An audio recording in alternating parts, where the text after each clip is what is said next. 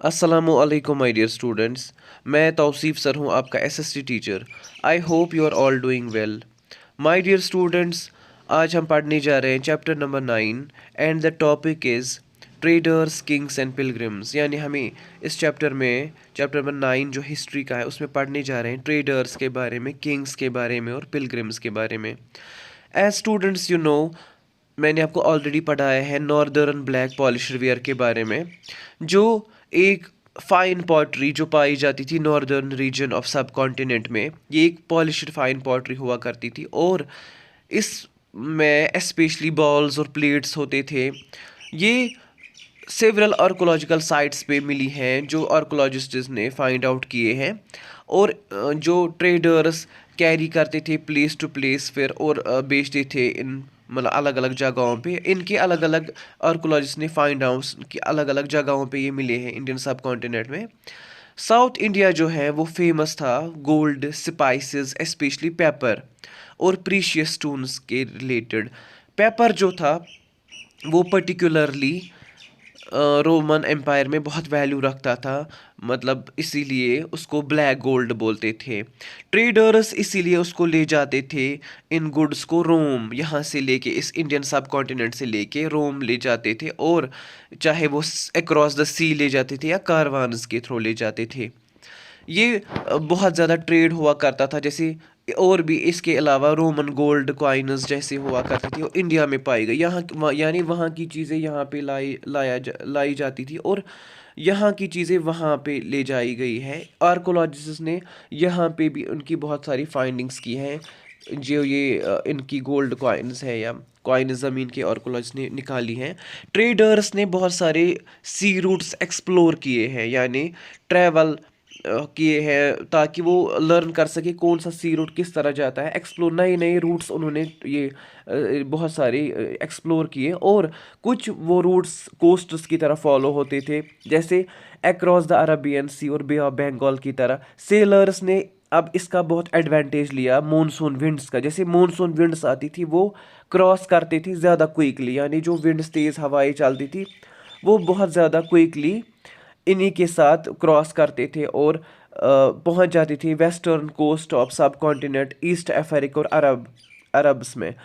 इन्होंने चूज़ किया सेल करना साउथ वेस्ट मानसून से, और और ये इसके लिए क्या करते थे, शिप्स बनाते थे। स्टडी शिप्स, स्टडी होता है स्ट्रॉन्ग, या स्ट्रॉन्ग शिप्स बिल्ट बनाते थे, बड़े बड़े शिप्स जो बहुत स्ट्रॉन्ग हुआ करते थे, जो इस समंदर की सेल में इनको मदद मिली इनकी।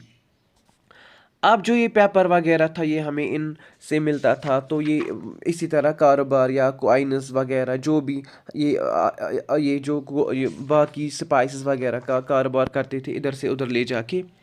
अब नई नई किंगडम्स कौन सी थी इन कोस्ट्स पे वो हम थोड़ा पढ़ेंगे।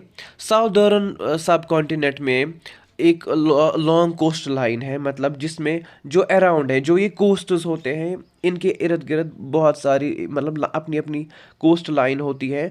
वो किससे गिरी हुई थी, हिल से, प्लेट्यूज से, रिवर वैलीज से।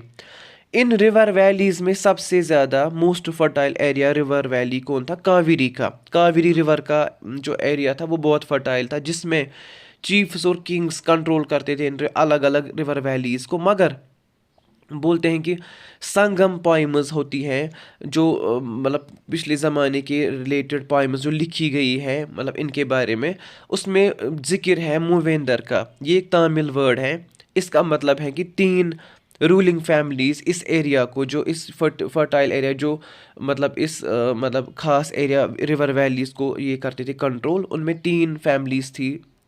पहला था चोलाज, सेकंड चीराज और पांड्याज।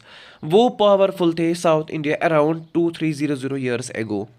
ये तीनों क्या थे, इनका जो पावर था 2 सेंटर्स पे था, एक तो लैंड, इनलैंड लैंड, और एक कोस्ट पे, कोस्ट्स पे भी और इनलैंड पे भी। इनकी 6 सिटीज़ थे जिन पे इनका ज़्यादा मतलब पावरफुल कंट्रोल था।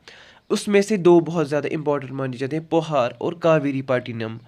ये पोर्ट ऑफ, और इनके पास पोर्ट ऑफ चोलास और मदुराई भी था। और ये जो पोहार पोहार और कावेरीपट्टनम था, ये एक तो पोर्ट ऑफ चोलास, और मदुराई जो थी वो कैपिटल ऑफ पांड्यास थी। ये जो थे, ये जो चीफ्स थे या किंग्स थे, ये रेगुलर टैक्सेस नहीं लेते थे लोगों से। इंस्टेड ऑफ दैट ये क्या करते थे, ये डिमांड करते थे, रिसीव मतलब गिफ्ट्स लेते थे पीपल से, और अपनी मिलिट्री एक्सपेक्टेशंस मतलब जो भी इनके खर्चे लगते थे उस पे, या ये ट्रिब्यूट मतलब कलेक्ट करते थे नेबरिंग एरिया से, और उसमें से वो टैक्सेस जो भी मतलब गिफ्ट्स या अपनी डिमांड से लाते थे वो अपने पास रखते थे वेल्थ, और कुछ इसमें से रेस्ट जो बचता था इनको अपनी सपोर्टर्स या अपनी फैमिली या सोल्जर्स या पॉइंट्स जो इनको प्रेज करते थे अपने पोइम्स में, उनको देते थे। और ये कलेक्शंस होती थी जिनको संगम कलेक्शंस बोलते थे। My dear students, this is all for today. I hope you understand. अल्लाह हाफिज़।